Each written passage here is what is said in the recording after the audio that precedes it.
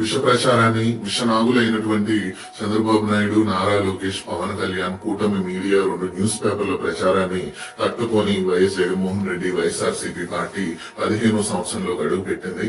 2005లో మొదలైన విష ప్రచారం పరిటాల రవి హత్య అంటూ 2012లో ఆయన పైన 11 కేసులు పెట్టి జైలుకెళ్లి స్థాయి వరకు వచ్చింది.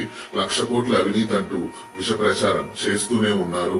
ఆ తర్వాత బాబాయిని గొడ్డలి పూటేసి చంపాడు అని విష ప్రచారం చేశారు.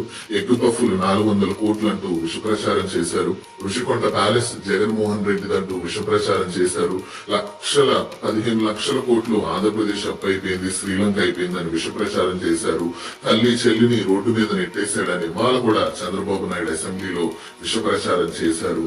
వీటిలన్నిటిని తట్టుకుంటూ వైఎస్ జగన్మోహన్ రెడ్డి 15వ సంవత్సరంలో పార్టీని తీసుకొచ్చాడు. ముందు కూడా రాజకీయం చేస్తాడు. విషనాగులైనటువంటి వీళ్ళ ప్రచారానికి ప్రజలు తిరుగుబాటు చేసి చెప్పుతో కొట్టే రోజు దగ్గరలోనే ఉంది.